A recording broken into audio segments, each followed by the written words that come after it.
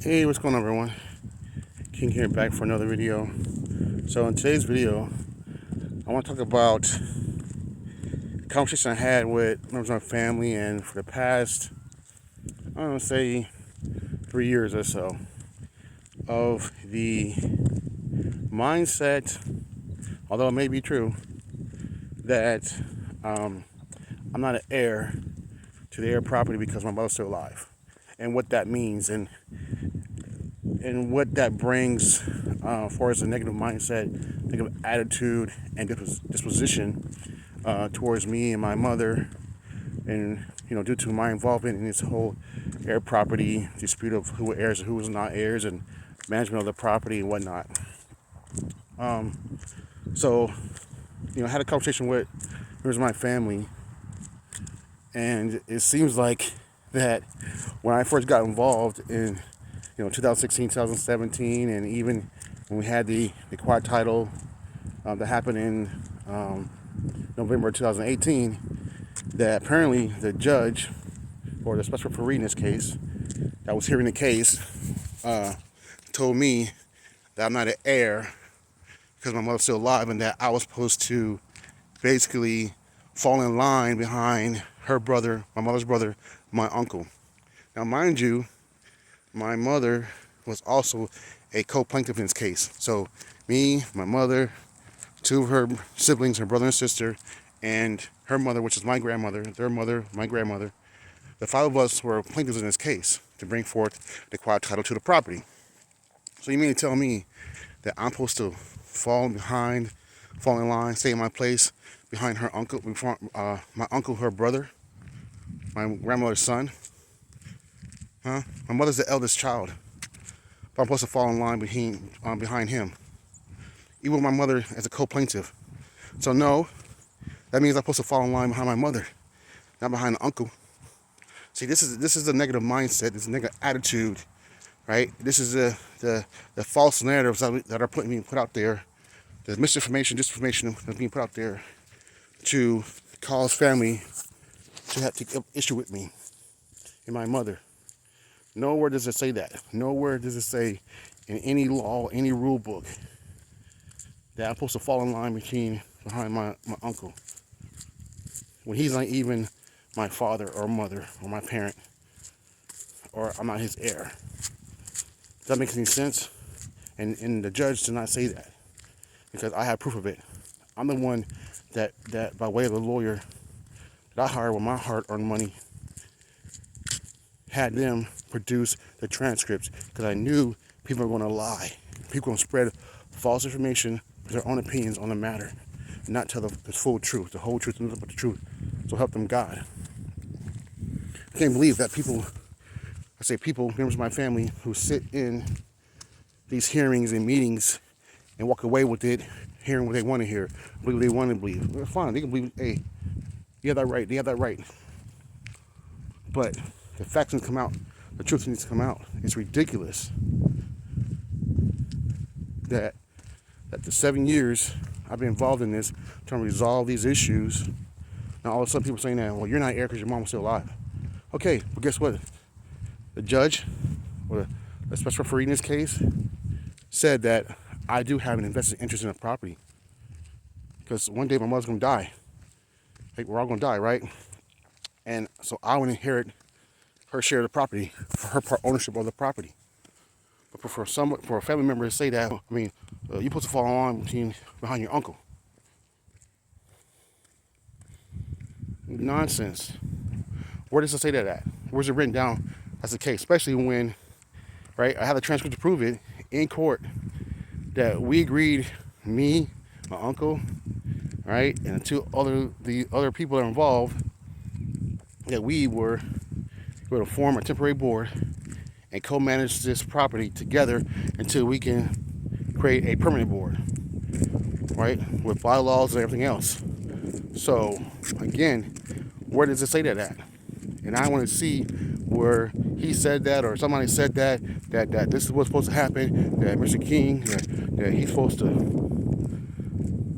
No, it says work with, not work for, work with, not take orders from, but work with, co-manage That's what it says. He can deny that he agreed to that. There's transcripts. There's transcripts. And I made sure that we have signed agreements to work with each other. So, if I'm not supposed to be in charge, or if I'm not an heir, right, I'm supposed to wait my time, stay in my place, then why didn't he do it? Why didn't he spend his own time, energy, and money taking people to court to prove that they were not heirs? He didn't do it. Matter of fact, he wouldn't even work with his own cousins. He wouldn't even go to meetings when they calling meetings. He didn't go to the meetings. Even told one of the family members, one of the cousins, to get off his property, to get away from him. But yet, I'm not an heir. I'm not supposed to be in charge of nothing. Guess what? And I wasn't in charge. I took the leading role. You know why?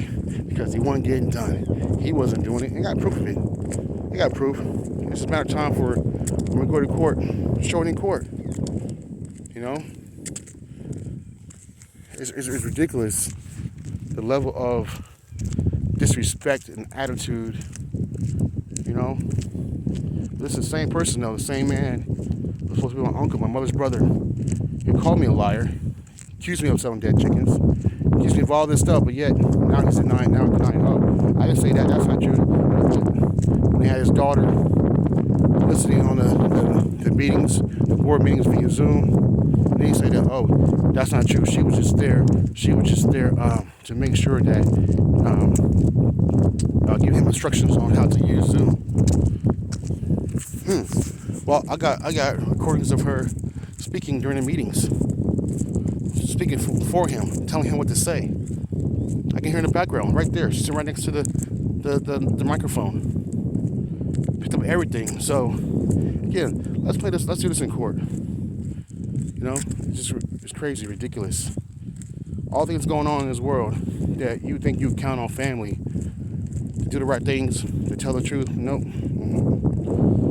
But apparently, I'm not an heir. Right? I had no interest in property. I need to stay in my place. I need to fall in line. What? Where does it say that at?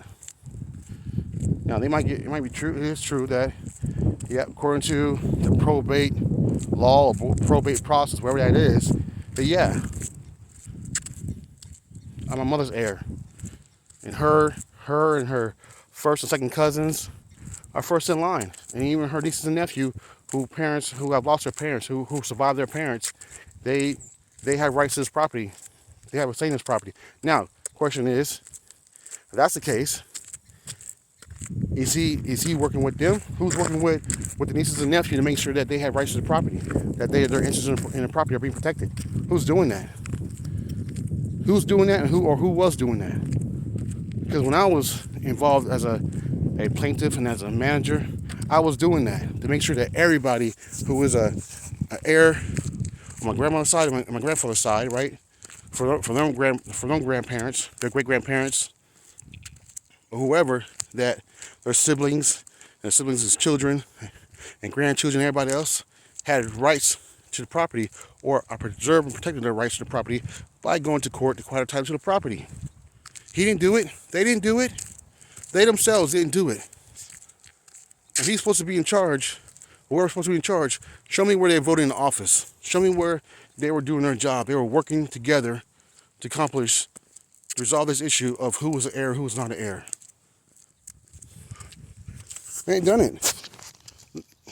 They haven't done it. They're not going to do it.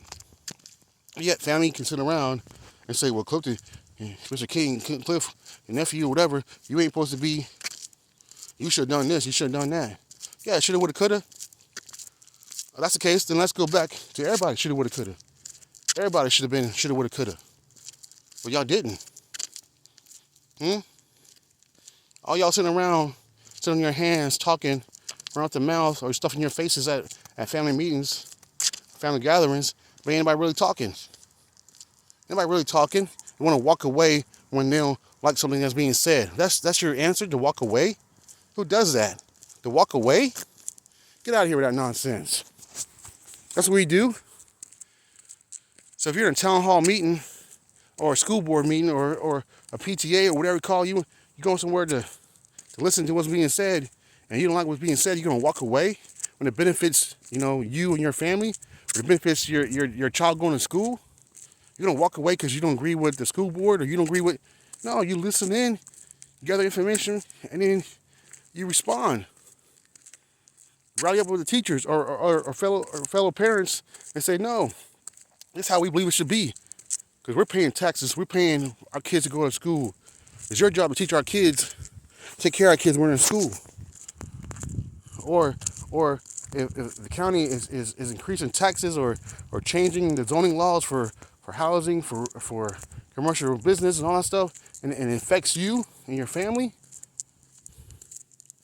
shouldn't you be there? Why walk away? Why walk away? Because you don't like what's being said. You see, it's a waste of time. That's what people do in this world. They walk away, get mad, upset, huffing, puffing, and walking away. And then when they by themselves or the family members, and then they got the courage to stand up and say something. They didn't say that in front of everybody else. It's like the question was asked at the last meeting by a family member, by a cousin. Was everybody in the meeting an heir? Crickets. It was quiet. Nobody said anything. Nobody said a word. And then we start talking about the order, the order that acquires the title to the property that names the living heirs and descendants of Washington James and Toby Cox. Oh, they didn't want to get an attitude. They didn't want to get an attitude, or they go to the Facebook or emails, sending out mass emails, bashing me and my mother, talking trash. Now they're to the point where they're saying the elders having low demonic activity, whatever that means. I guess call them the devils, and then they're juvenile. Their actions are juvenile. Wait a minute. First it was me and my mother were that of the devil. Now you're calling the elders?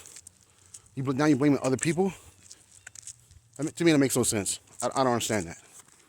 I don't get how somebody can send out a mass email making those statements within themselves or are not a party in the case, yet they think they have the right to just voice their opinions. Put out this false energy, this false narratives, negative energy, negative attitude, right? I mean, let's go back to shoulda, woulda, coulda, right? Should have done this, would have done this, could have done this, but they didn't do it. So it's like I said, it's a matter of time. But I just want to put this out there that one, people need to do the research and understand laws, especially when it comes to heir property. If you have heir property, your parents have property, understand the laws, understand the rules, understand probate, understand ways to preserve and take the property, and ensure that your family members, your parents, whoever, have wills, powers of attorneys, any kind of legal documentation to use to preserve and take the property and pass on their assets, whether it be property, cars, money, bank account, jewelry, whatever, their belongings, pass on to their children or to their heirs, whoever that is. Let's do it the right way. Stop all this bickering, fighting, having this misunderstandings of what's true and what's not true, what's right and what's not right. All right, I think for everyone watching, hope you like this video. Give it a thumbs up, like, share, subscribe, leave a comment, and see you in another video. Take care. Peace.